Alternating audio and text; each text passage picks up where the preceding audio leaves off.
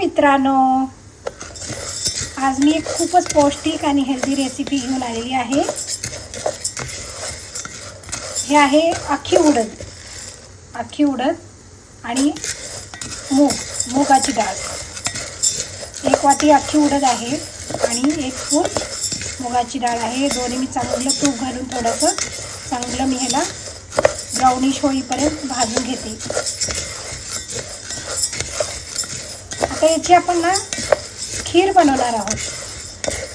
आम्ही आता चेन्नईमध्ये राहतो, तर चेन्नईमध्ये ही खीर खूप बनली जाते इथे कधी पण. आणि असं म्हणतात की 40च्या नंतर आपल्याला गुडघेदुखीचं आणि बोन्स दुखण्याचं खूप त्रास होतं, हड्ड्या दुखण्याचं. तर हे ॲटलिस्ट 1 महिन्यातून 2 वेळा तरी ही खीर खायला पाहिजे.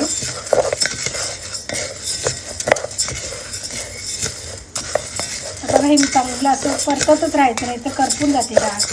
चांगलं परतत राहायचं खमंग वास येईपर्यंत छानपैकी. आणि परतून झाल्यानंतर काढून ह्याला ओबडधोबड मिक्सीमधून थोडंसं वाटून घ्यायचं आहे.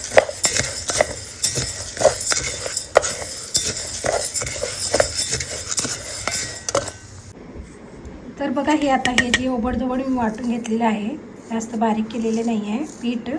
उडीद आणि मुगाची डाळ दोन्ही पण चांगलं भाजून आणि थोडंसं ओबडधोबड वाटलेलं आहे. थोडेसे ड्रायफ्रूट्स, वेलची पूड आणि ओलं खोबरं आहे, थोडं मिक्सीत वाटून घेतलेलं आहे. चला मग आपण बनवूयात खीर. आता ह्याच्यामध्ये थोडंसं मी गरम पाणी घालून ह्याला ना भिजवून घेते. म्हणजे कसं त्याचे गाठी होणार नाहीत म्हणून. असं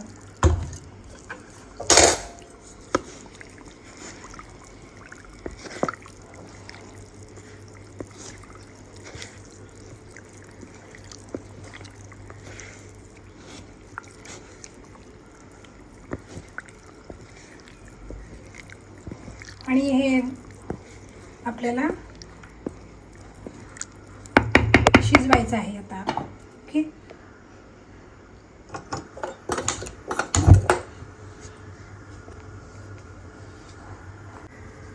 आता मी एका पातेल्यामध्ये थोडंसं जास्तच तूप घेतलेलं आहे, म्हणजे थोडं 2 टीस्पून असणार. त्याच्यामध्ये हे ड्रायफ्रूट घालते मी.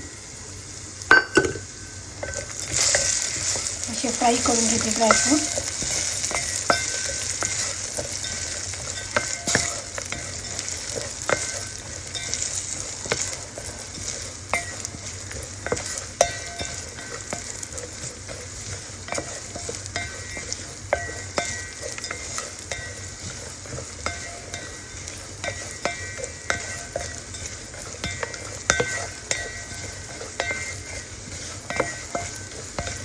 खूपच झटपट बनणारी रेसिपी आहे आणि खायला तर खूपच पौष्टिक आणि चविष्ट लागते.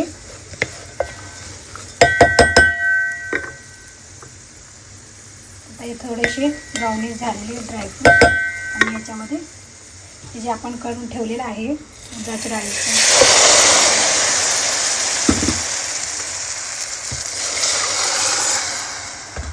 1 वाटीसाठी तुम्ही 1-1.5 तांब्या पाणी वापरू शकता. आणि मग हे शिजवायचं आहे आपल्याला. आता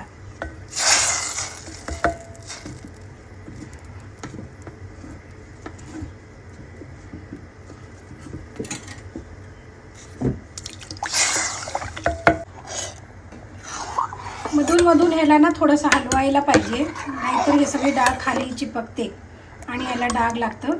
म्हणून मधून याला चांगलं हलवत राहा. अशी कन्सिस्टन्सी अशी ठेवायला पाहिजे. काही उकळू दे चांगलं, पण उकळताना मध्ये तुम्ही असं हलवत राहा. स्वीटनेससाठी मी इथे गूळचा वापर केलेला आहे. याच्यात साखर चविष्ट वाटत नाही, गूळच छान वाटतं या खिरीमध्ये. तर 1 वाटी मी गूळ घेतलेला आहे, वेलची पूड आणि ओलं खोबरं. आता गूळ थोडीशी डाळ चांगलं शिजली त्यानंतर मी गूळ घालून ओलं खोबरं घालून आणि वेलची पूड घालून चांगलं त्याला मिक्स करून थोडंसं 1-2 उकळ्या आल्यानंतर मग काढणार.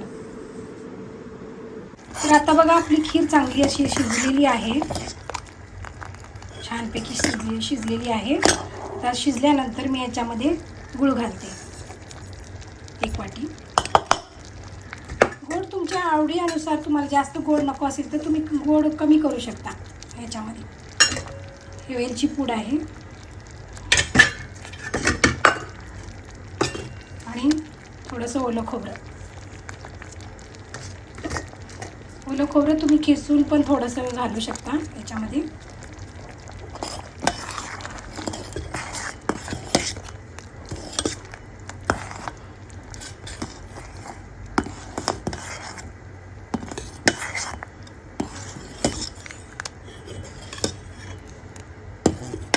बघा याची कन्सिस्टन्सी पण बघितला तुम्ही किती छान आहे. आणि खायला तर तुम्ही म्हणाल खरंच खूपच टेस्टी खीर आहे ही. तांदळाच्या खिरीपेक्षा पण ही उडदाची डाळ आणि मुगाची खीर खूप छान होते. तर आपण याला 1-2 उकळी येईपर्यंत, थोडंसं गुळाचा वास जाईपर्यंत ठेवूया. त्याला उकळू देत. त्यानंतर रेडी टू सर्व. थोडंसं आपण याच्यावर खिरीवर थोडंसं तूप घालून सर्व करू शकतो. तर मग आपली खीर रेडी झालेली आहे. हे बघा, मी थोडंसं तूप आणि थोडंसं ओलं खोबरं वर घातलेलं आहे. खूपच लवकर बनते ही खीर. एखाद्याला झटपट काहीतरी गोड खावं वाटत असेल तर तुम्ही हे लगेच ट्राय करू शकता. खूपच छान आहे. एन्जॉय. थँक्यू.